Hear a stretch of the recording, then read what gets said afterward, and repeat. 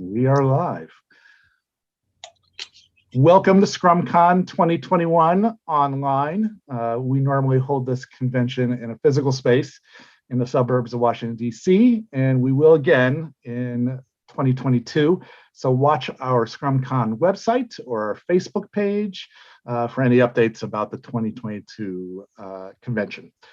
Today, we're having a conversation with Jon Peterson. Jon is the preeminent historian today on wargames and RPGs. His first book, Playing at the World, published in 2012, was called, quote, "The First Serious History of the Development of Dungeons & Dragons by the Village Voice." And to my mind, it remains the benchmark work in this area of scholarship that all others are going to be building on for a long time. Jon is also the co-author of Art and Arcana, which is a really great book devoted to the history of art of Dungeons & Dragons, as well as the New York Times best-selling, wait for it, official Dungeons & Dragons cookbook, Heroes Feast, which is a really great book that you should go check out. He has contributed to numerous academic anthologies, including Zones of Control by MIT Press, as well as popular gaming magazines like the short-lived Gygax magazine, which was a great magazine. His latest book, released in December last year, I believe, is called The Elusive Shift: How Role-Playing Games Forged Their Identity. So Jon, welcome. Well, thanks so much for having me, Joe. It's a pleasure to hang out. This is my first SCRUM Con. I hope to be able to make it to one in person, especially in the DC area. I go to DC now and again, so it would be my pleasure to show up. That is fantastic. That's great news, because I was going to start lobbying for you to think about that going forward. So before we jump into all of your work on the history of war games and RPGs, let's start with the history of Jon Peterson. Which is not a topic I talk about much, to be honest. This is kind of a philosophical point for me, or a method point, I guess, since, things I write about, I wasn't there, right? Like, I was not born yet when Chainmail came out, this is, I kind of was not a protagonist in the development of this stuff. And so I really try to keep my interference with this to the editorial. And so, yeah, I don't really talk much about me the person. It's true. Yeah, absolutely. So I'm just curious. I'm just going to ask some basic biographical kinds of questions. So where were you raised? What part of the country are you from originally?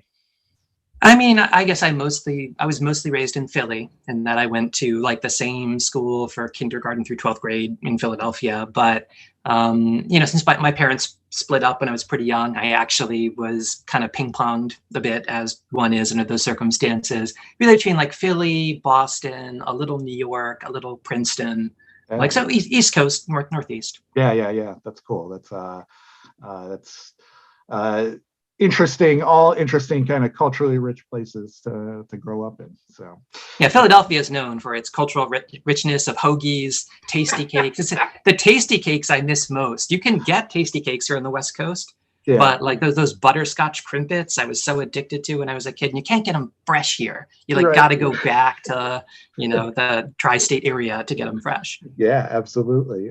Do you get back this way at all? I mean, I used to travel a lot. I was constantly on the road up until there's something, I don't know what it was. It happened around like February or March of 2020. Suddenly my travel just dried up, and I actually have not been more than like 10 miles from where I'm sitting. I was since then. Yeah. That's a weird trend. I'm sure that historians will figure that out at some point. So curious, like, what did your parents do? What was their background?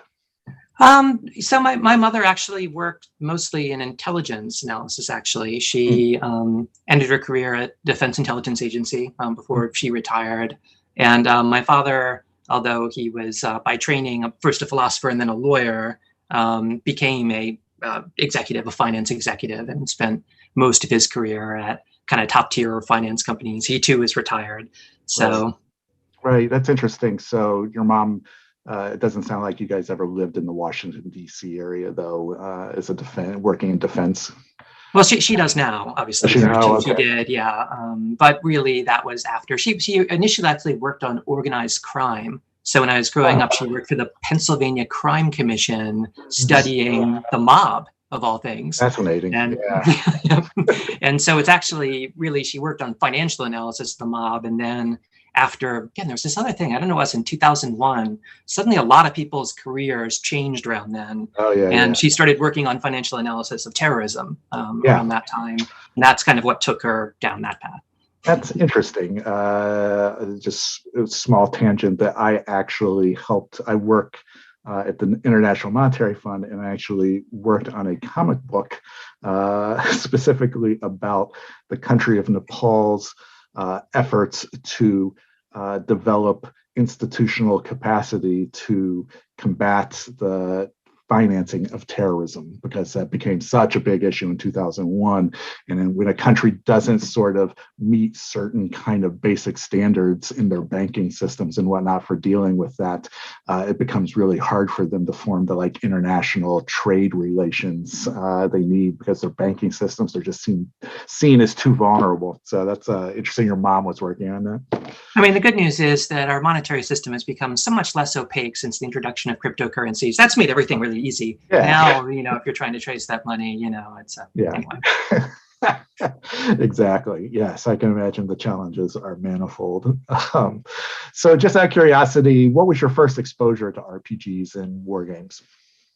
So after my parents split up and I was living with my mother in Philadelphia, she, had a life of her own. And so she would sometimes drop me off with a friend's son who was an older boy, a high school boy, and he was super into D&D, super into war games. And I was pretty little still. I was probably 8 or 9, I guess. And, he would use me as his opponent in these games. We would like play ogre. He'd have the tank, I'd have all the GEVs and the infantry, and he would just enjoy himself, like wiping the floor with me. That was really like kind of my first exposure to it. And even when I was young, I was super interested in it. Like I had a lot of the books, but I can't really say I played much, right? Like, I had Traveler, and I remember I had a friend, and he and I would sit down and just like design Traveler ships and like roll characters. But did we actually ever play Traveler? Now, arguably that is playing Traveler, right? That's like the way most people play Traveler. Yeah. If your character survives character generation, that's a win. Yeah. Stay away from the scout service. Right. But yeah, I mean, and I played a lot of Avalon Hill board games in high school. I had a group that played with them, but it really wasn't until after college, when my head had been completely re-scrambled by computer games, that when Magic came out, when Magic the Gathering came out, I got super interested in Magic.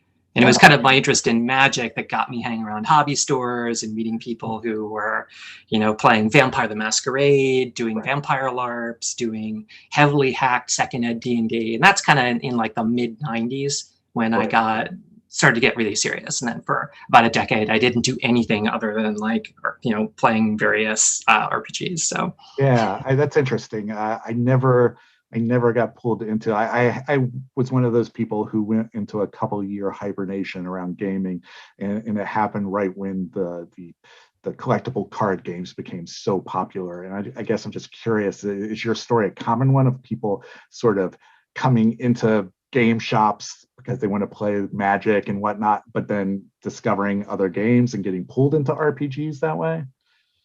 I don't know. I actually don't know how common that was. I imagine it must have been, right? I imagine a ton of new entrants. I mean, much as with when D&D came out and became popular, right? A ton of new entrants were drawn by that. I'm sure a ton of new entrants were drawn by Magic, who then, you sit down to play with some people and they're like, hey, they're talking about some other game they're playing, and like, oh, that sounds kind of cool. What's going on with that? And then the next thing you know. Yeah. So are you playing have you continued to play regularly? Are you playing anything even during the pandemic? Not really, no. I mean, I mostly play at cons these days when I play at all, right? Where I live now in San Diego, it's not like I have a regular gaming group or something like that. But I still play a lot of video games. I play a lot of computer games. Right now I'm playing a game called Valheim, which is, it's kind of this like early access game that's out on Steam. It's a Norse mythology survival game where I think I heard about this actually. Yeah, it's really good. I've been playing that very regularly actually in the past since it came out. Is Steam the only platform, or is it on other platforms? It seems like I saw it. Go ahead. Yeah, I was going to say I think it is Steam only now, but I think it's not done. It's one of these like early access games, and who knows what it'll actually be like. But even at early access, it's just so compelling. It's just a ton of fun. Yeah, that's awesome. Okay, well, I want to dive in because I have a lot of questions about your various books. I read Playing at the World shortly after it came out in 2012, and it's a thick, hefty, scholarly tome, which is beautiful. I spent probably 6 months just kind of picking my way through it, and just found it completely fascinating. And I know you started writing and researching the book in around 2007, and eventually came out. It was published in 2012. Just for some little bit of historical context, I don't even think that the term old school Renaissance or OSR was even necessarily had much currency in 2007. Is that right? Maybe not much currency, but certainly all of the that specific term may not have then, but there was a community that was profoundly interested in trying to recreate the earliest games, and obviously a lot of this was a backlash against some recent versions of D&D that people weren't super thrilled about. And so there was an originalist movement and an Osric and things like that, right, were manifestations of that.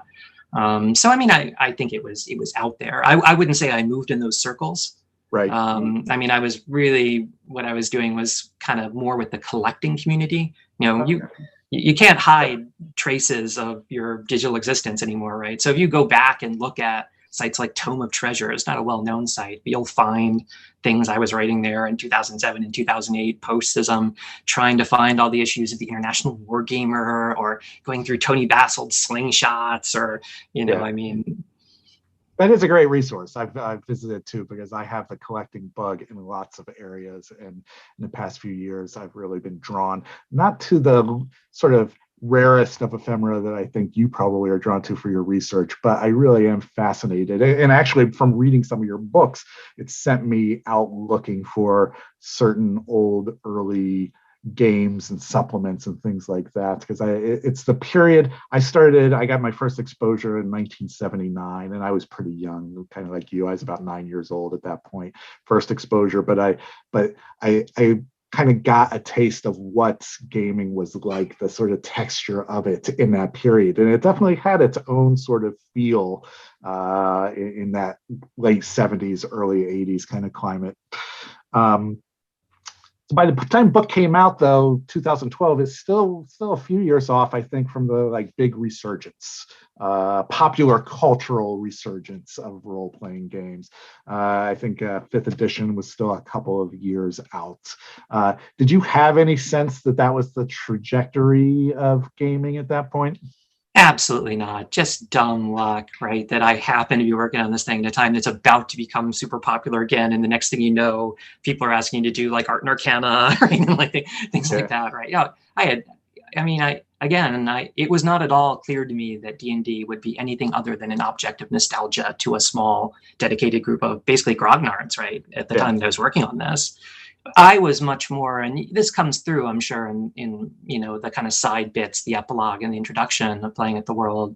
I was much more like, look, this culture that resulted from this, right? The Skyrims and even Magic, like all these games that have gone on to be so profoundly culturally impactful, like they all have their roots in D&D and OD&D in particular. And because it was kind of a prism that, consolidated a bunch of diverse influences in wargaming, science fiction fandom, and so on, and then kind of from that went out into this beautiful spectrum that followed. I mean, it just seemed worth to me capturing what that original moment was to the degree that we can. And it'll never be perfect. It's always iterative. We're always going to figure out more and everything else. But I was mainly trying to identify what I thought the sources were that told that story, and to make the case that you could go back and look at the story through a documentary lens and maybe sort out some of the questions that we have, or sort out through some of the disputes about exactly what at the time I was writing Playing with the World, there are people who were saying that the Chainmail's first edition didn't have a fantasy supplement. Well, I mean, that's something, if you can go find a copy of Chainmail, there's a fantasy supplement in first edition. Just getting those basics down. This is from a history perspective, just trying to sort like what year Pearl Harbor happened kind of questions that we know for most history, but for this, the information just didn't exist at the time. Yeah. I completely get that, in that I think, when a lot of these conversations are happening online and in forums and whatnot, even if it's well-intentioned, the internet just seems almost custom designed for the sort of proliferation of disinformation or misinformation on these things. Let's say it's not like that's a major source of social upheaval in the world today. No, exactly. It's not like that has completely subverted democracy and turned experts like Dr. Fauci into villains. And, I don't know what you're talking about. No, of course not.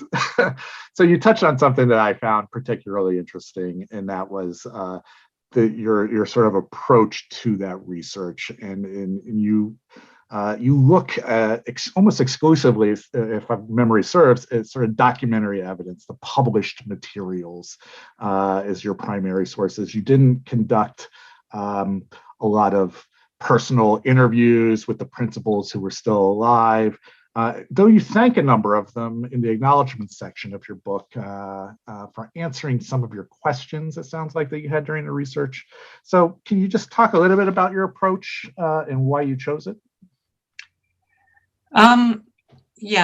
Certainly I did talk to a lot of people. And I mean, you start by asking questions of the people who are there. And, the real question, this is just a methodological question, right? Is, if there's a consensus among people who are there that something happened at some date, and yet there's a document that seems to suggest that that can't work, right? And hopefully more than one document. If there's a cohesion of direct primary evidence that suggests that can't work, it was definitely my method to go with what the documents seemed to show us. And, it's not that I didn't talk to these people. I mean, there were times I did marathon interviews, and I went up to St. Paul not long before Dave Arneson died for a con up there called Con of the North. This is in, I guess, February of 2009. And, I talked to everybody from the Twin Cities group that I could get my hands on. And I had some of them bring boxes that I could look through of their stuff. And, I heard a variety of perspectives. I mean, everybody you interview kind of has a different, approach to their memory and, things like that. And so, it's certainly the case that there are a lot of things in Playing with the World that actually did come from just interviews. I may not cite them that way. But I tell these anecdotes. It's just when I tell these anecdotes, I always tell them as anecdotes and not as fact. That the first Blackmore adventure resulted from, people coming back from Europe, and there was a plane crash in Iceland, and they went to rescue him, and, that's when they found these giants. That's a great anecdote. It's an anecdote worth telling. It wasn't substantiated by any documentary source I had, but I don't think that means it's wrong to incorporate things like that. Yeah, absolutely. It sounds like a pretty thoughtful balance of all of those pieces. And I think that's one of the things I really like about the book, is it's not a folk history. It really is grounded in a lot of documentary evidence for the positions and the way you sort of outline the history. One of the things I know that you relied upon heavily, as anybody working in this area would, is the fanzines, the ephemera, all of those pieces. I mean, that was, it's not a novel observation to say that was really the internet of its day. That's how fan communities communicated with one another, found one another. And I know in the introduction of Playing at the World, you sort of bemoan how hard it is to acquire some of those source documents needed for the research because of their scarcity as well as their expense. And as someone who collects a lot of things like antiquarian books and stuff like that, I can completely relate to the expense part of it. And you express some hope that maybe your book will convince some collectors to open up their vaults to scholarship, things like that. Just curious, was there any material that you would have liked to have had access to at the time you were working on the book that you didn't? Sure. I mean, this comes back to kind of the, there's the known unknowns and the unknown unknowns. I mean, from the unknown unknowns perspective, yeah, there's an immeasurable wealth of things that I would have liked to be able to see that I couldn't see. I mean, there were definitely known unknowns. There's a lot of stuff from this Midgard game that I write about, for example, which is a very obscure postal phenomenon that was kind of going on. It's really the closest cousin of D&D is how I describe it. Right.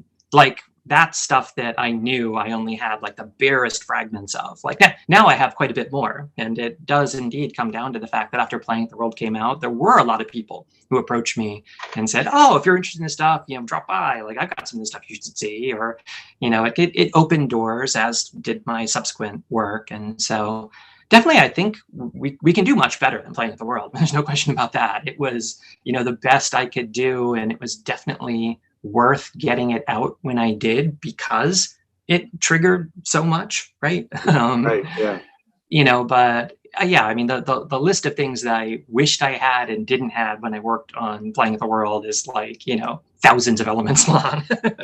Sure. And I know that you've documented some of it subsequently in your blog, which is also named Playing at the World, right?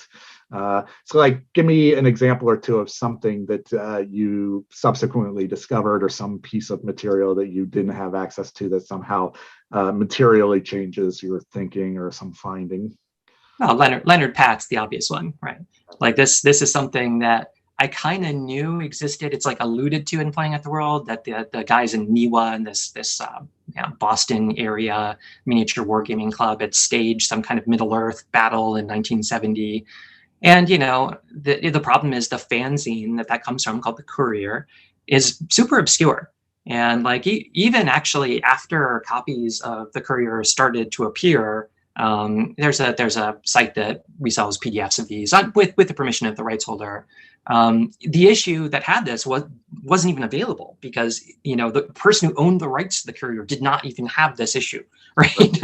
Right. And I just happened to be able to get access to it at one point and take a look at it, and I was like, so it turns out that the fantasy supplement chainmail kind of like borrowed a lot from this without crediting it. Right. And I asked Gary, this is one of the few questions I asked him point blank, like, were there any existing fantasy rules that you drew on to do chainmail? And his reply to me basically was, no, everything in there was done out of whole cloth, completely in my own imagination. Right. And like this is a good example of what I was talking about earlier about the interview versus the piece of paper. Yeah. And like the piece of paper, it's just I have to go with it. I mean, I'm not trying to be mean to Gary. I'm not saying he's a liar. I'm not saying, right. But like... It could be anything from false memory to self-aggrandizement, and you don't know. Yeah, or you did, or just not remembering. I mean, right. It was a long time ago. These things all went into this melting pot. I mean, it's like in Tolkien's On Fairy Stories, right, where he talks about the melting pots that led to, like, the mythologies that came down to us that were his source literature for the Middle Earth and so on. I mean, where these things came from and like how they got modified and what they got mashed up with. There was no, there was no logging, there was no tracking system that was figuring that out at the time. Yeah. And I know that Gygax and Dave Arneson both, who were the fathers of D&D, were so heavily involved in that, for lack of a better word, fanzine community, contributing articles, subscribing to all of the same multitude of club newsletters and fanzines and little individual rule sets. So that one you're talking about that was such a sort of influence on chainmail was just 2 pages, if I remember correctly. Is that right? Yeah. It was, and it was typical of the kind of thing you might find in a fanzine of that day. Here are my 2-page rule set for fighting medieval or fighting Middle Earth battles or whatever. But if I remember correctly, there are just so many little textual clues that, like, if I remember, like the number of dice. So you can correct me. I don't remember the details. Like the number of dice of damage a dragon did with its breath weapon or something like that was so obviously taken almost verbatim and used in like chainmail or something. Yeah, like it was how the fireball spell, if you cast the fireball at a hero or anti-hero, already you're starting to hear that there's a fireball spell, that they're wizards, wizards can cast this. Heroes and anti-heroes get a save. Dragons don't get a save, but are driven back one turn. That was the one that I looked at that and I was like, okay, like this is a really specific rule that like yeah, exactly. So you self-published Playing at the World, and I've noticed in the past few months that you've sort of taken it out of print. Are you working on another edition of it? Are you going to revise it and put it back out there? Maybe someday. I don't know. It may come back in some form. I mean, I think you'll see some kind of more modular things come out. Elusive Shift is an example of that, right? That kind of takes one particular thread of Playing at the World and gives it a kind of more focused, shorter treatment. Right. You'll see a couple things like that. I would certainly say that it would be my hope that if Playing at the World comes back, it'll be shorter because some of these modular chunks will have moved out into other things that, I mean, a lot of people, I think very rightly criticize Playing at the World for just kind of being at least 5 books in like one, right? And I'm not one of those people who are complaining about that. I love the wealth of information in there. Well, I mean, it certainly isn't how I thought it was going to be structured when I started, in the sense of I kind of imagine the things that are in chapters 1 and 5 that tell the really the immediate events surrounding the release of D&D. Like that was kind of going to be a book, and then there was going to be like an appendix about wargaming and an appendix about fantasy literature, and then those just got bigger and bigger, and their interconnection with the remainder of the narrative got larger and larger, and it just kind of got to a point where it became determined that to make people eat their wargaming broccoli, the way I often put this, like, if you may think understanding the difference between the Venturini system and the Ricefit system, has no relevance to the history of D&D, but I think it's profoundly relevant, right? I think that you can't understand where the idea of the referee, where the idea of rolling dice against tables to, decide fictional events based on, probability model. If you don't understand Ricefit's and his innovations, their innovations, I should say, then, they're parts of this story that are hard to figure out really what's novel and what isn't, and, kind of how the practice of simulation got incorporated into modern gaming. Yeah, I agree completely. You've actually provided me with a great segue to the next bit I want to sort of focus on. And this is, I wanted to transition to this book called Zones of Control, which was published in MIT Press's Game History series. You contributed the lead chapter to it, but there are many great contributors. I forget how many chapters, but there are maybe 50 chapters total. Oh, yeah, at least. Yeah, and it's just a really fantastic book. But your chapter is just a perfect primer on the history of the evolution of wargaming and how that led to a lot of other gaming developments, most notably D&D and RPGs and stuff. So I'm going to ask you to indulge me for a minute because I just kind of want to run through this because you kind of alluded to it in your answer a second ago. So I particularly liked how you charted these major inflection points in the evolution of wargaming in that chapter, which had a couple of centuries as at least of having been modeled on the principles of chess, using a board with spaces and squares. And eventually, I think it was recognized by the people who were using it to try to teach military strategy and tactics that that paradigm just sort of lacked the verisimilitude that was needed to be useful as a training tool for military commanders. And so by the early 1800s, you get this first leap forward in game design thinking that resulted in probably the first modern war game as we might recognize it today. And I find it fascinating that came out of, that transformation came out of essentially Napoleon's occupation of Germany. And that was sort of the catalyzing event because the Prussian army's activities were so severely curtailed that it forced the generals to embrace these Prussian generals to embrace any ideas that would help them sort of train their commanders and hone their skills. And it just happened that there was a time when there was this recreational Kriegspieler, and Kriegspieler is the German word, I guess, for war gamer. Is that how it basically translates? Sure. Yeah. Sure. And that was pretty uncommon at that time to have a recreational Kriegspieler, but as you mentioned, I think his name is George Leopold von Rieswitz, and his son. And between the two of them, they expanded on war games in three novel and important ways that you sort of alluded to already, which is they devised a game that abandoned the rigidity of the chessboard in favor of simulating terrain and freer movement and things like that. And then they used the probabilities that were sort of emerging from contemporary military science to introduce the element of chance into the game, which was completely missing from that sort of chess-based approach to it. And then the third innovation was that they established this adjudicating role of a referee in there. And when you just hear those three innovations alone, you can kind of see already, like, those are the seeds of a lot of D&D. Just the other two big waves that you mentioned in this development are that you have this next developmental wave that began in the late 19th century in the UK with folks like Robert Louis Stevenson, H.G. Wells, representing how the branching out of war games from mostly a military training tool to something that was engaged in more by hobbyists for fun and for entertainment.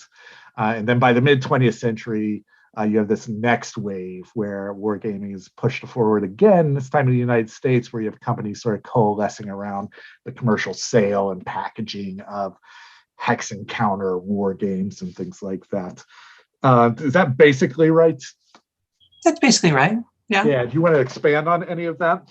Well, so I did write this essay about it. Yeah. That's, as you said, called the game out of all proportion.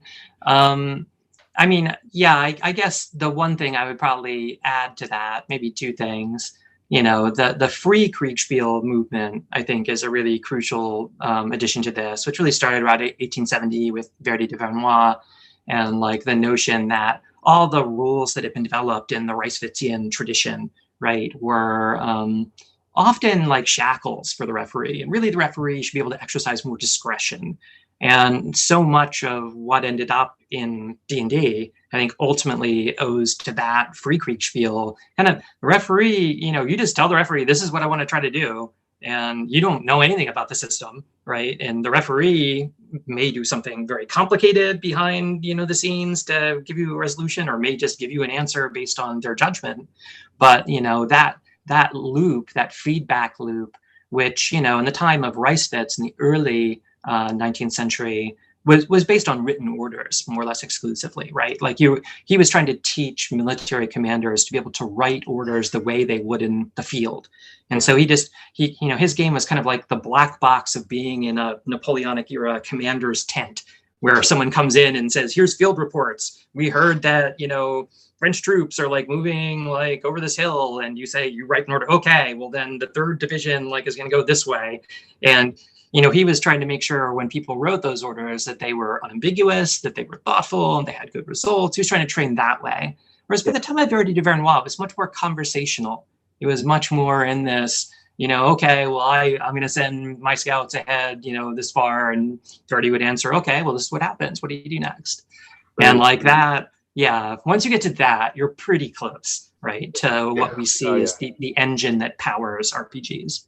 Yeah, it's interesting because I got to play in a chainmail game during the pandemic remotely via Zoom and using some Google tools that replicate a lot of that earlier sort of approach to wargaming, where there were 3 players to a side, and there were many cameras set up so we could see the battlefield from different angles.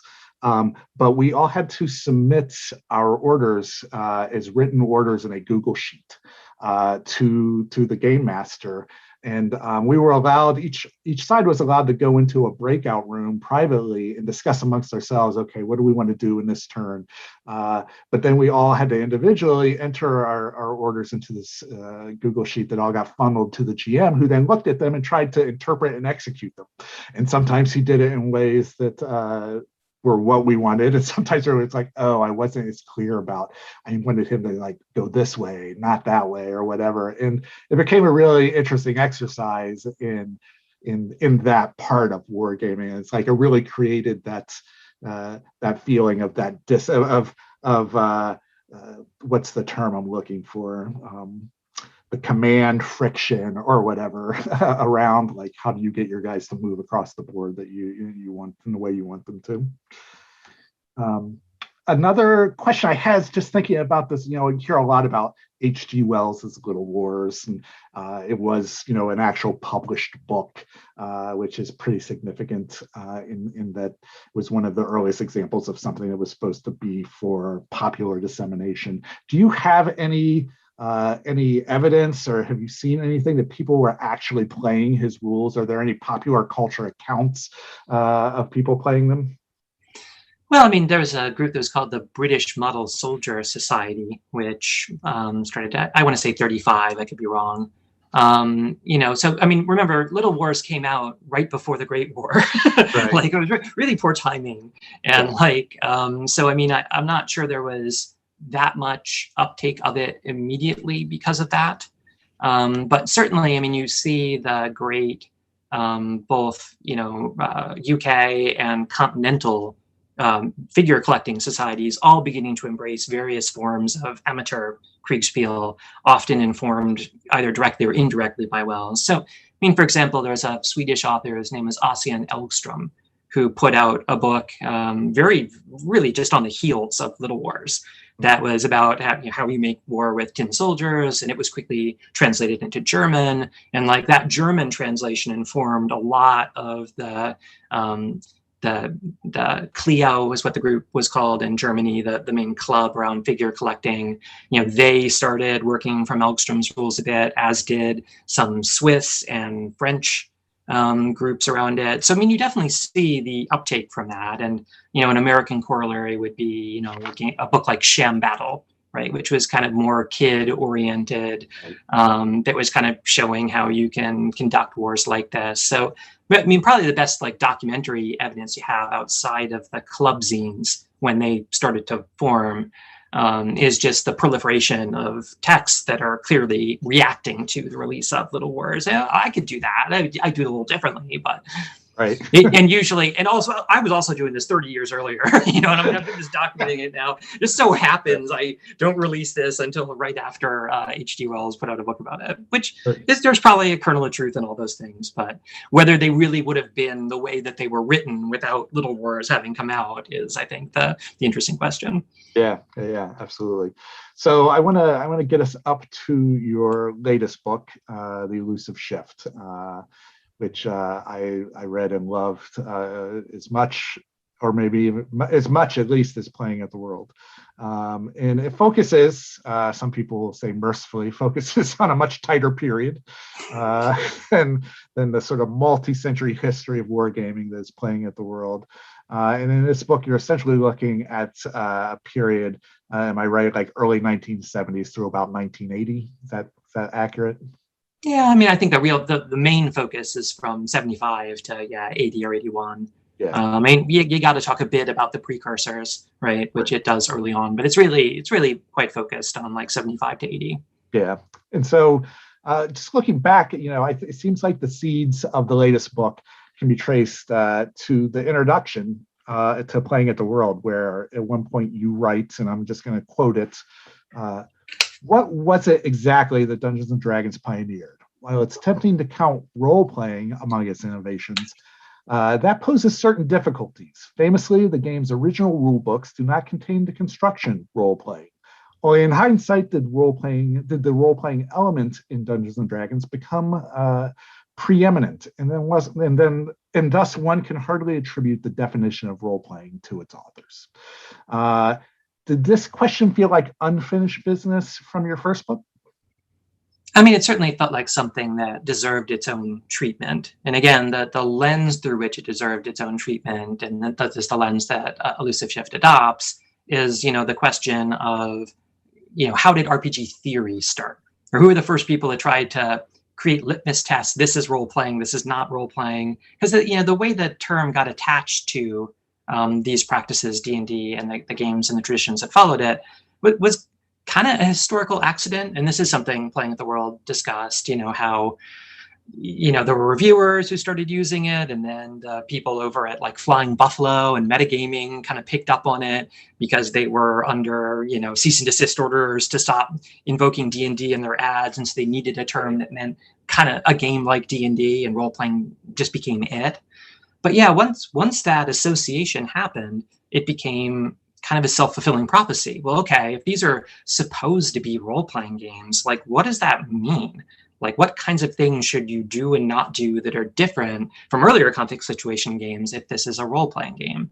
I look at it kind of like punk rock, right?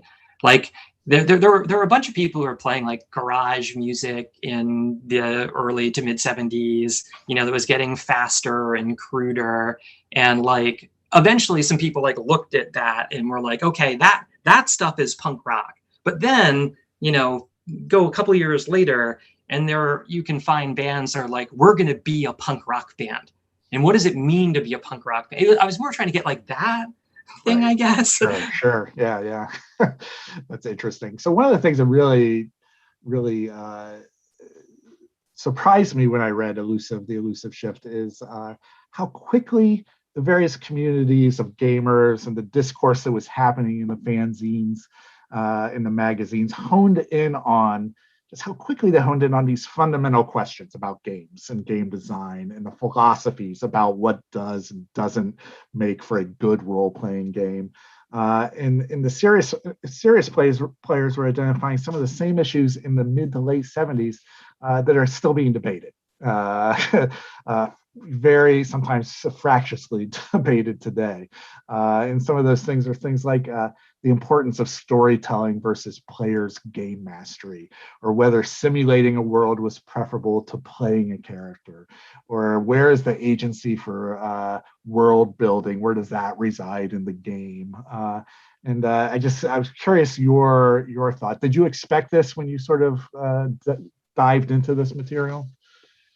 Yeah, I mean, you could say it was certainly part of the thesis. Certainly, the implicit thesis was that these issues have proven to be difficulties that didn't admit of any resolution, right? And that we're still grappling with today. Now, I mean, you got to be cautious when you say that, because there are certainly much more specialized vocabularies and understanding that came out of, for example, the Forge. Once that activity started, and I think you don't want to say, well, everything those guys were thinking about, like, people are just using different words, but it was the same thing. It's at least similar. And the way I put it is, I think that back in that period, that 75 to 80 period, I think people got the problem. There've been a bunch of different spins on how you address the problem, like what the solution could be and what mechanics we could introduce or what flavor text we could add to books that'll fix it. That has gotten very different. Like nobody in 1980 was thinking along the lines of like Apocalypse World, right? And like the way that it structures games. But I think they definitely understood the problem, and we're still trying to solve that same problem, and it's unclear we'll ever solve it, right? Like, yeah, and and I don't know if maybe even problem isn't always the right way to even look at it, as much as you just have these different approaches that one can take to these games and how you want to do it. When you're doing research like this, I would think that part of what makes it satisfying and enjoyable is when you get surprised by something, when you learn something that you weren't expecting. Was there something in the Elusive Shift? Like, what was the biggest sort of thing that surprised you while you were working on the book? Definitely, I wasn't expecting to see like things like immersion discussed as early as they were. I mean, and there were a lot of things that were like that, where it's just, you find somebody who's talking about something that you think of as a much later construction quite early on. I mean, I think maybe the thing that is like the most idiosyncratic choice I made for what to put a spotlight on was the Bachman system that was published in Dragon Magazine, which is at the end of the Just a Game chapter. Like, Bachman is somebody who was really, reacting against, in the wake of the Egbert incident, these people who are really saying, no, D&D is just a game. He's like, no, actually, like this, like read Eliada, like read Jung, like when you go down into the dungeon, you're doing like Descensus ad Infernos, right? Like you're enacting the hero pattern, and like these games actually give you access to basically the collective unconscious, right? Or to this notion in the unconscious of the nature of fairy. And I found his stuff so fascinating. I mean, I'd seen his article in Dragon, and then, I found an earlier one in Moves that really went into this in some respects in more kind of philosophical detail. Think that things like that were that early, and whether you agree with them or not, right? These games, I'm not trying to pick sides. I just think it's fascinating to see that argument articulated so early on that, like, actually, these are much more than a game. Like this is something that it can be transformative to your life. Right. Yeah. In a positive way, unlike the sort of satanic panic sort of theme, like you said, with James Dallas Egbert, where I actually grew up in the same suburb that he did, and his parents have, to this day, they have an optical shop. His father is still has their shop, which is right across the street from the little bookstore where I bought all of my D&D books in the late 70s and 80s. And the one noteworthy thing to give you a sense of the flavor of what it was like at that period was that you had to ask to go behind the cashier's counter to access the Dungeons and Dragons books. They kept them back there next to the pornography. I was going to say, in plain brown wrappers, I was. And so here I am, this 10, 11-year-old kid who wants to like pick up an issue of Dragon Magazine or some module, and I had to go up to the cashier and say, hey, can I come behind the counter and look at your D&D stuff? And they were like, yeah, you can come back. But it's literally sitting there next to like the latest Penthouse, which fortunately was in a brown paper wrapper, so I didn't have to deal with that. But yeah, there was that interesting schism there. So I'm fascinated by one particular person that you bring up in your book, The Elusive Shift, and he kind of emerged for me as this sort of unsung hero of this large cast of people that you write about. A guy named Glenn Blackow, who really seemed to put the pieces together for a theoretical model of fantasy role playing, and articulated that model in a way that was cohesive, in a way that no one had seemed to maybe had gotten to as clearly as he did up to that point. Can you tell us a little bit more about him? Yeah, he's a fascinating early figure. So he was attached to MIT. He was in Boston, and he was one of the editors with Mark Swanson of one of the early APAs that the Wild Hunt was what it was called. And he did a lot of the covers for Apael and Alarms and Excursions, things like that. He is famous for his character Ariel, the Twit Elf, that he would play in these games. But Glenn was also someone who really engaged hard with the question of what the right way was to play D&D from very early on. And when the earliest discussions emerged about how adversarial or cooperative the referee should be with players, Glenn, kind of argued for this position of balance. And he always had a bit more kind of philosophical distance, I guess, from these games and how you should approach them. And yeah, his model, his fourfold model that separates out these activities into role-playing, storytelling, wargaming, and originally called it ego tripping. We called it power gaming when we revised it. Is certainly the genesis of all of the subsequent models, of the threefold models that emerged and so on. Though again, those have much more specialized vocabularies and contexts in the Forge than they did at the time that Glenn was thinking about these things. But that model was profoundly influential on the gaming community of like 1980, 81, and again into the 90s. And it really led to some of the first attempts to kind of measure the proclivity of players towards different play styles, questions about how you could optimize a design in order to have it work more towards one play style or another, even questions of whether you would be permanently prejudiced by your initial exposure to a given play style. And that would be, which is again, an argument, there are very familiar versions of that would appear in the 2000s and so on. So yeah, I mean, I suppose he got to put the cherry on top of the sundae of this early philosophical period. He kind of got to write the summary, which is why he emerges a bit as the hero of it.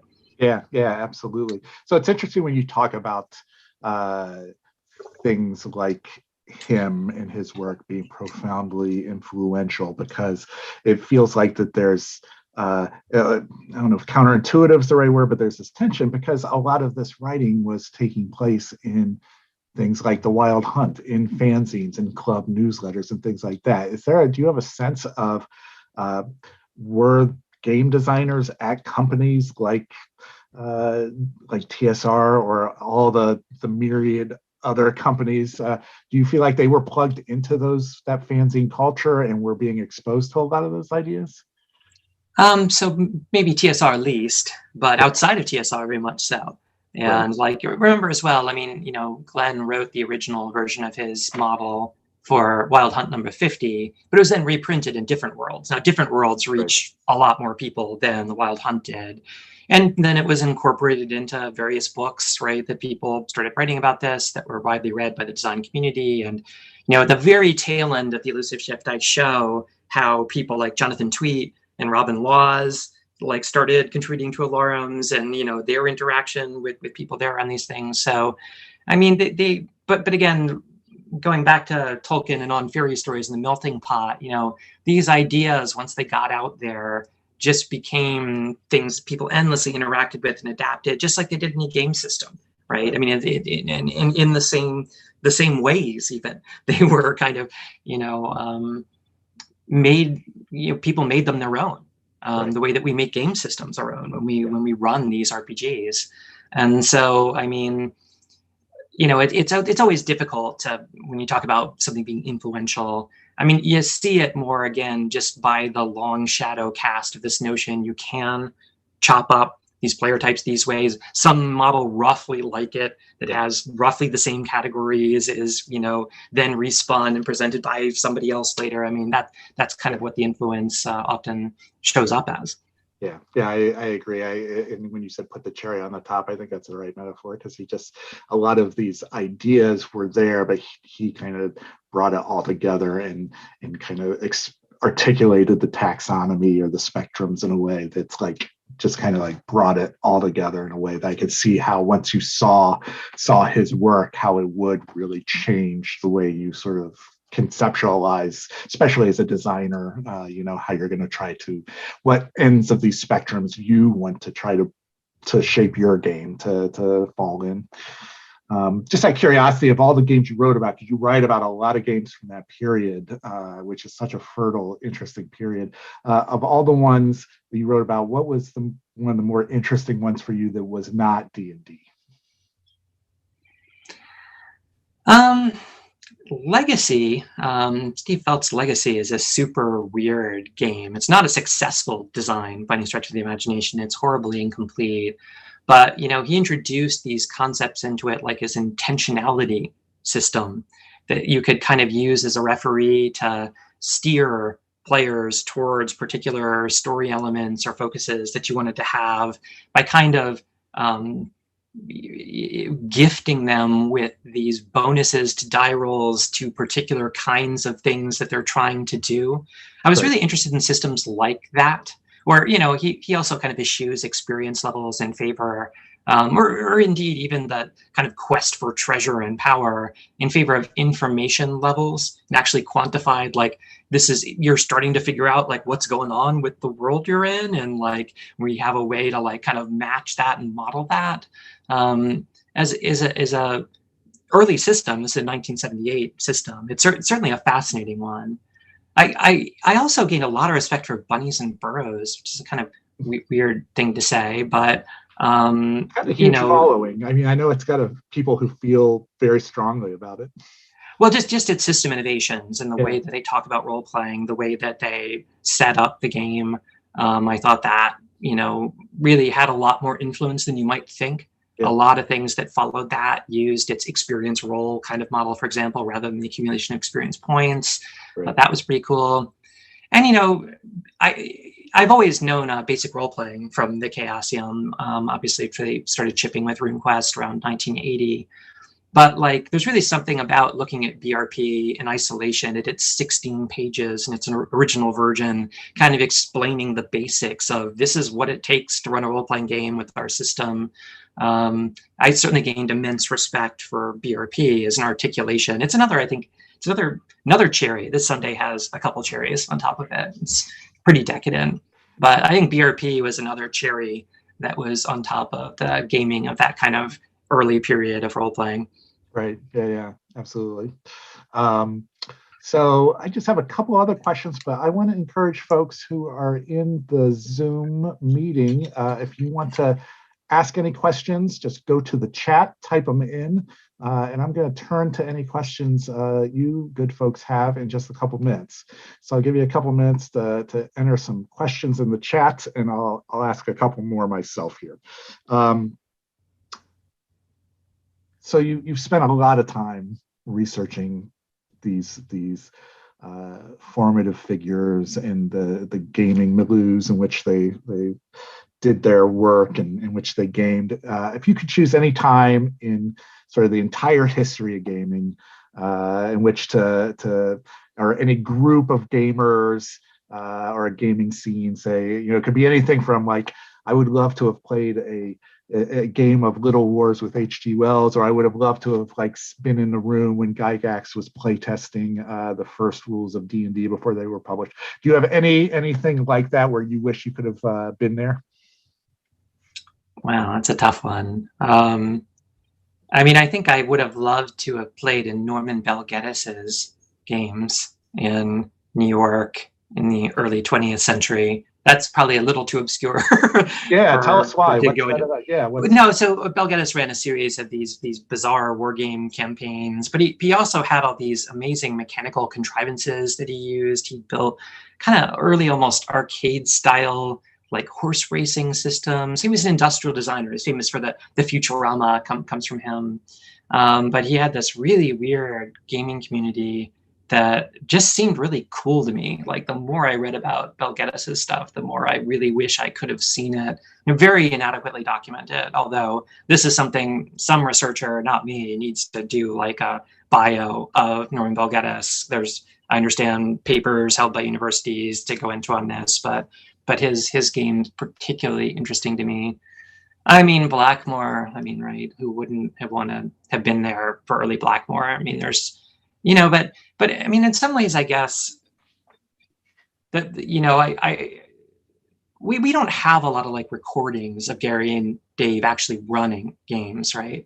Yeah. I think it would be great to have been there to record it. I'm not sure that just having had the experience moves the needle much for me, to be honest, sure. Right? But to have been able to record it, if I could bring my iPhone and like record everything, that would be pretty cool. That is the historian in you, I think. Well, that actually is one of my other questions. Is that what do you see as some of what kind of more scholarship would you like to see? You mentioned that one area. Are there any areas that pique your curiosity or gaps that you would like to see filled? Oh, there's a ton more scholarship to be done. On, the Prussian war games, there's a great guy, Joet, who's doing some amazing work on that in Germany now. But no one is doing this full time, right? Like, everybody who's doing this has even if, I'm not a professor, like even the people who are professors, they have like real gigs, and then they manage to get in a bit of this like on the side, outside of a very small set of academic departments that really get to focus on this. I wouldn't even know where to start. Continental wargaming, there's been incredibly little work done on, the things I was referring to earlier about like France and Germany. I think we're far too Anglo-American in our research of all of this stuff. I was going to actually bring that up. I had a question about that because I've read both of your your main works in this area. And it is, like you say, very Anglo-centric. Were there examples out there of role-playing games in that same like 75 to 80 period in France, in Germany? Were there and not just translations of Dungeons and Dragons, but like were new systems being developed in those parts of the world? So yes and no. I mean, so there are examples we know about, right? So there's things that came off of the German original campaign that started Midgard, right? The Armageddon campaign, all this Magira stuff. So Empire's Magira, right, is one of the first acknowledged kind of German language takes on really more on EPT than on D&D, as it turns out, right? Yeah. But yeah, but the point is this literature is very hard to get and very little studied. I mean, there's a little variant of D&D, again, just done in a couple pages in a Swedish zine called The Combat, right? That, you know, I mean, I think people are aware it exists, but like, I think no one has really, I think, even done the archival work of here's where you look.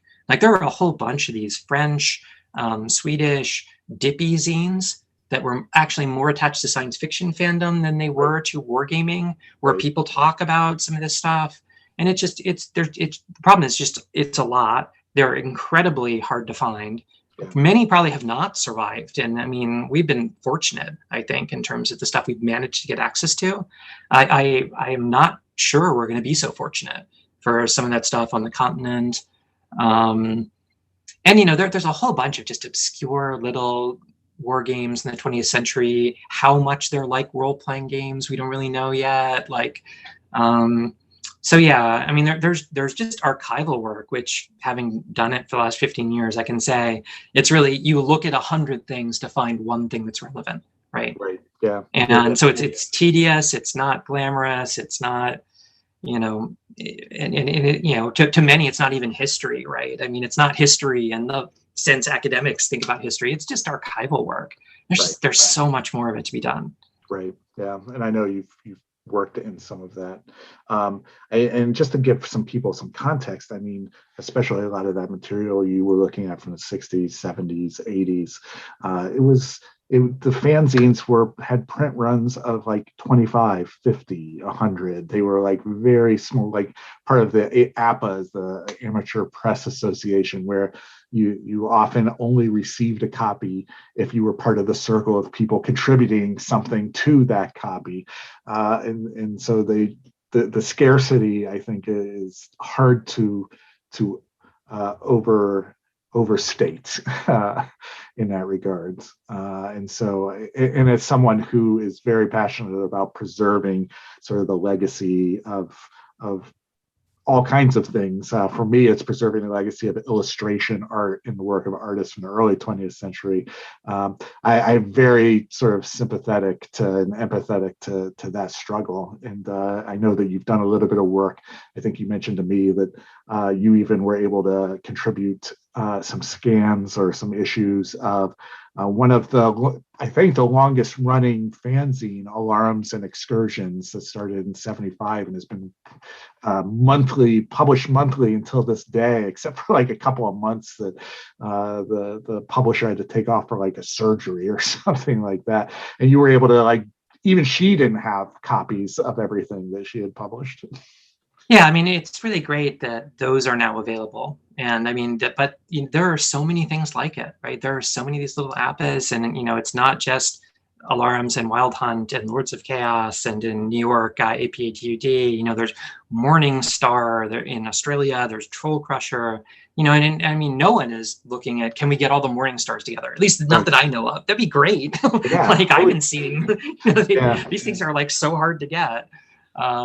So I mean, yeah, that archival work will continue, and I mean, it's really just a question of how important posterity ends up thinking this stuff is. And this is really the main thrust of my work. The reason for my work, it isn't to advance like some particular position so much as just to say this is out there and it was important and we can try to preserve it, right? Like these are the essays. You know, if you look at Elusive Shift, I mean, really, in some respects, the book is a pretext for the existence of the selected essays page in the bibliography, which is trying to say, here's some things, having sifted through thousands and thousands of these zines, these seem like they might be relevant, like to people who want to understand what was going on. Right. So it looks like we're getting some questions, and I am just not seeing them because I handed over the hosting duties. So can you, Chris Hart, okay. So Chris Hart, who is, I don't know if you know him, John, but he has a immensely entertaining podcast that I've been listening to for the past few years. That's called the Grognard Files. And he has a question. He says, I'm looking forward to this. I'm interested in what John thinks about the UK experience of RPGs, what it had on the paradigm shift. Did the UK RPGs have an impact? So, yeah, I mean, I think so. And I mean, there's a tremendous amount to say about the UK RPGs, obviously. I'm fascinated by these things like the Western gunfight games, right? Which is something I write about in Elusive Shift. I also have a little blog post about it, and about, how it really, at the time that D&D was coming together, this group of Bristol gamers, who also, by the way, made, as far as I can tell, the first like D20s that were made by gamers for gamers. It's a pretty cool group, had begun to question whether what they were doing really was wargaming. They have these Old West campaigns where it's an ongoing story with ongoing characters and kind of non-combat things surrounding it. And I think, between Tony Baff, between original Midgard, all these things I look at as like the immediate, cousins and parallels, they're all UK stuff, right? And these things left an enormous paper trail. I mean, I've tried to articulate, a bit of that already in Playing at the World, and there's a little more in Elusive Shift. But to be clear, there is a serious amount of further work to be done to understand this. And Troll Crusher, and I did a whole thing actually about a couple months ago about postal UK D&D games. Really, when we all got hunkered down in the pandemic, I started looking at postal games and kind of the precursors to the Roll20s and so on. But yeah. I did it first for American games, but then looked at these zines like, Leviathan and all the people that were starting to figure out D&D in a way that leaves a great paper trail through these postal experiences. So yeah, I mean, I could do a whole hour on like that. Yes. You and Chris should actually connect then and talk, because I know that Chris Hart himself, he discusses in one of his podcast episodes how he and maybe one of his friends as well both ran a postal game for a while. They took an ad out, I believe, in the back of White Dwarf, and for a year or so ran a postal game until it became so onerous and stressful that I think they finally pulled the plug on it. Sorry if I'm not getting that exactly right, Chris. I hope I'm getting it right. No one should discount the amount of postal play that happened early on. Nobody knew what to do with D&D when it came out, right? One of the earliest reviews, right, the Arnold Hendrick review, suggests that it's really only playable by telephone. There was that level of how are you actually supposed to use this? Right. And it's all valid. It's all part of the story of how D&D came together. Yeah. Well, maybe Chris held on to some of that material. Oh, love to see it.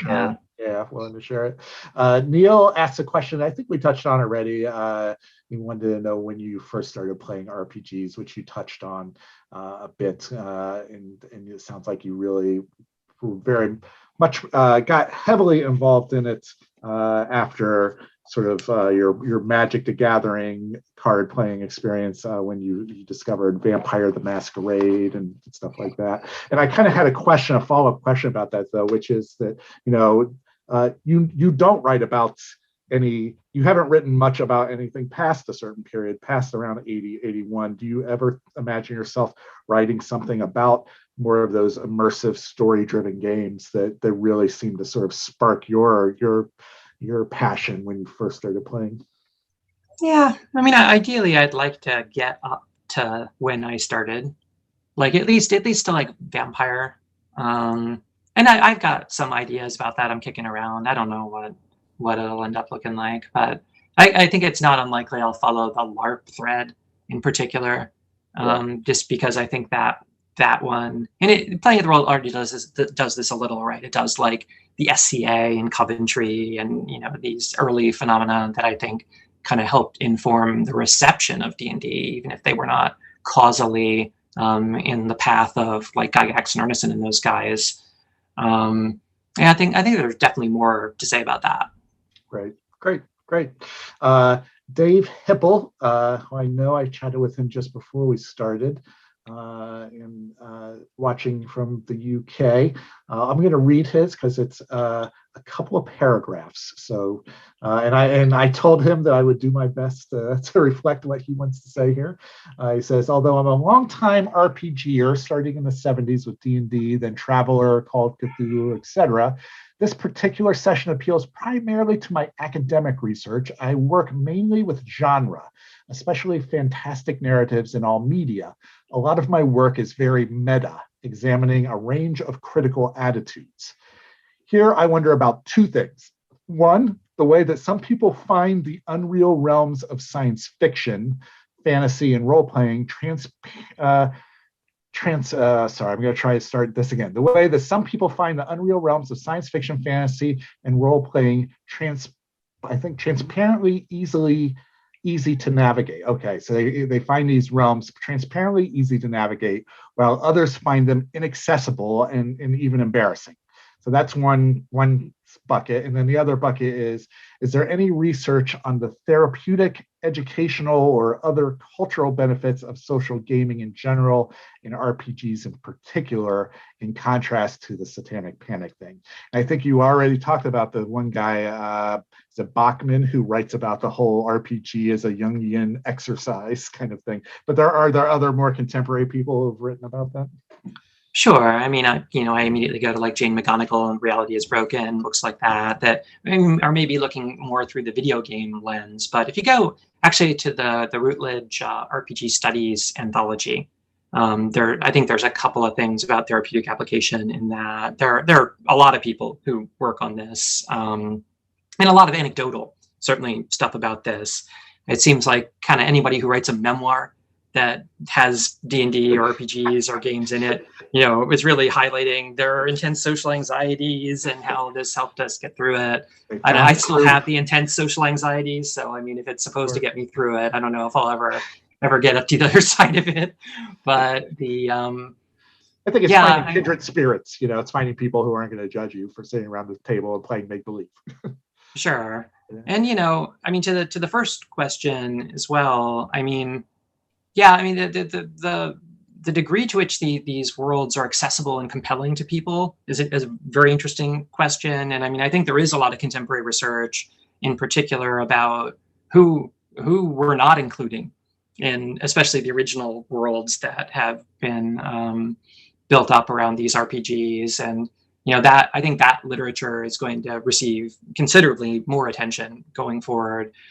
In part, just, you know, I mean, again, as the sword and sorcery literature and the assumptions that are behind it become increasingly problematic, frankly, I think as we view them in retrospect, that's a very ripe space for the research. Yeah. All right, we have a question here from Camilla Vegas-Lee, who's actually a coworker of mine, and she wants to ask, how will the pandemic impact role-playing games? I don't know. I honestly don't know. I mean, in the sense of, I think they've done quite well. I mean, if you just look commercially at D&D is having great years, and, you know, I mean, I think everyone's very happy about that. And obviously, all of these video conferencing tools that we've come to utilize in the pandemic, their applicability to a game that is effectively a talking game, right? I mean, it's a game you can play pretty freeform, where you just like have a conversation with some people. It's perfectly suited to exactly this kind of environment. Yep. You know, I think that has definitely made it a source of connection for people during the pandemic, which is crucially important. You know, like anything, it'll be really weird to see what society is like when we come out of the other side of this. And there's a new normal, right, or whatever it is people want to say. Yeah. Whether that new normal is going to be, you know, social the way that games are, unclear. We're gonna have to see. Yeah. I suspect we've still got a good amount of upside on D&D as a phenomenon. These fads like this, where something becomes as intensely, unpredictably popular as it had, they don't tend to be sustainable, right? There always tends, if it's 16-year-olds who have come in like and are super into the game now, does that mean, you know, when they're 20, that new 16-year-olds can be like, oh man, that's old and busted, it's like disco? I have no idea, right? The great thing about these games is every generation can reinvent them for themselves, right? And they are just so plastic. You can have the experience you and your friends want to have. I think it'll always be there. How big it'll be, it's just impossible to say, I think. Right. Yeah. Another question here. Thomas Thompson wants to know: is there any formal archive of RPG material? And I think it's probably more like archives. If I was going to guess your answer. Yeah, I mean, so there are a couple of institutions I've worked with quite a bit that have this material, like, you know, the Bowling Green State University Brown Popular Cultural Library is one that was very helpful to me doing Playing at the World. I increasingly work with the Strong, the National Museum of Play in Rochester, New York. They're likely to, well, they already have some of my stuff like on display, on loan. I think that'll turn into, I suspect, a longer term relationship for the archive I've kind of inadvertently accumulated as I continue to work on this. I've also worked quite a bit with UC Riverside with Bruce Peltz's fanzine collection there. I do primarily work from fanzines. It's a pretty remarkable one, but there are more and more of these popping up all the time. More and more libraries, university libraries, that are getting bequests of this material, especially as the people who hold it, a lot of them are getting on in years. I expect that will continue. So, I mean, I don't know if there's ever going to be any single archive or something like it. And then there are, of course, a couple, a handful of very serious private collectors who now control a lot of the more valuable and arcane material. And certainly the prices of that, you were talking about the intro Playing at the World, where I was complaining about how expensive that stuff was then. Yeah. So that situation has not gotten better. That's like way the other way now. So.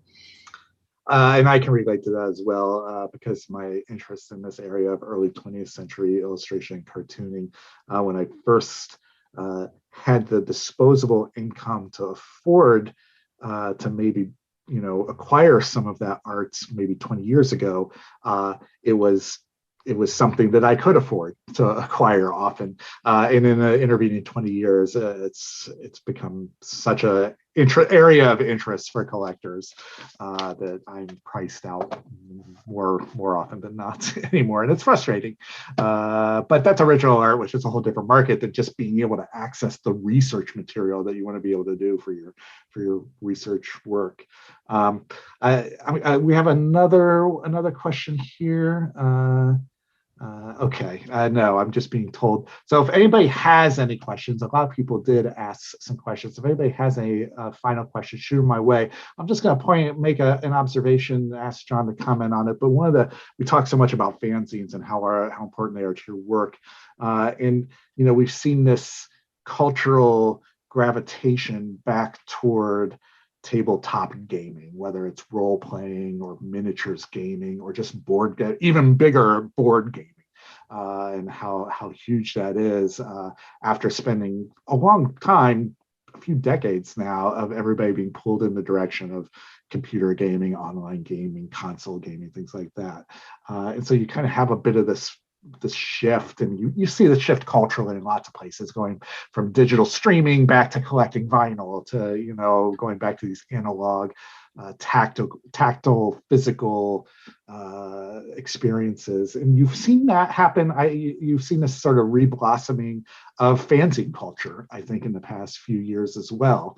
And when my personal feeling about this is that whenever you see a huge explosion like that, you see the quality of that work is also in a broad range as well. And some of it is not very interesting, and some of it is fascinating and beautiful. But what I've noticed in this sort of new wave of the fanzine culture is it's less about these kinds of philosophical conversations that seem to be more common in early fanzine culture. It's less about facilitating conversations at all, really, new fanzines, as much as it is creating a beautiful art object or creating a supplement to existing gaming and things like that. And I'm just curious to hear your thoughts about this sort of resurgence in zine culture. Well, I mean, certainly social media, forums, and so on has supplanted the need for a letter column, right? The immediacy of that interaction has meant, I'm sure, that a lot of that literature simply, unfortunately devolves into 140 character exchanges, right? And things like that, which are really not so conducive to depth, we'll say. But yeah, I mean, I love the fact that people want to do paper zines. I every once in a while I get a bee in my bonnet that I'm gonna get a spirit duplicator working and try to make things the way they were made then. Then I actually look at the LOE that requires, and I'm like, maybe I'll give that a miss. But I mean, just the idea that you can produce these objets d'art, right? As physical artifacts. I'd rather have those than non-fungible tokens. I'll put it that way. I think they're I'm super interested, and I supported the Kickstarter Zine Quest stuff early on, right? I think they've done some great work getting people focused on that, and so I love it. I don't know. Yeah, no, I find myself buying them frequently, and again, it's almost drawn as much to the fact that they're this aesthetic object, this art object that some people are doing some really just lovely, amazing work around. I guess that also makes me wonder, though, you identify what seems like an obvious future challenge to historians who want to look at our contemporary period, is how much of it is taking place in these impermanent spaces, or spaces that aren't going to be as maybe easy to sort of parse, like Twitter feeds or things like that. Do you see that as something to be concerned about? I mean, it's an immense conservation challenge far outside of the gaming community, right? I mean, the gaming community has made the least of the worries in terms of the consequences. I believe digital rot is the term that we use for this, of just the fact, the impermanence of those things. Now, of course, there are spiders that crawl the web. There's the Wayback Machine. There's a lot of things that are focused on specifically trying to obviate this problem. It's really going to be the non-public places, the forums, the smaller venues like that are not archived. If it turns out that those were significant, yeah, there will be things lost by this, and but in some respects, it's a public commons. I mean, there are things lost every time we all get together in person and just talk, right? Like that's impermanent. It's fleeting. That's okay sometimes. Sure. I mean, I believe that the people that take this to the point of it being an argument that has citations and sources and is complicated and things like that. I mean, they don't tend to fall victim to that same difficulty. So, yeah. Well, I think we've exhausted the online questions, and we have gone over by almost a half hour. Okay. Which is, I'm glad you were willing to hang with us through all this. I didn't even look at my clock this entire time. So. Awesome. That's beautiful. I want to end on one thing I want to mention, though, is that you are continuing to do work in this space, which I'm excited about. And I know that you have lots of projects that you're working on, but one that is more imminent is another release from MIT Press that I believe is also in their game design series. Game history. Their game history series. And it's the title, I presume it's the final title, is it called The Game Wizards? It's called Game Wizards, yes. Okay, fantastic. And you have has MIT told you a release date yet for that? I think it's October. So before the end of the year, we'll get to see another book. So that's true. Yeah, I don't know if do you want to say anything about it, or would you rather just surprise us later? I mean, I can say broadly that some years ago, I wrote a piece that's called The Ambush at Sheridan Springs that was put up on Medium, that was looking at the circumstances under which Gary Gygax's Lost Control of TSR. And this is very much a book-length version of The Ambush at Sheridan Springs that kind of looks at TSR as a company and structurally how it got big and then how everything went south.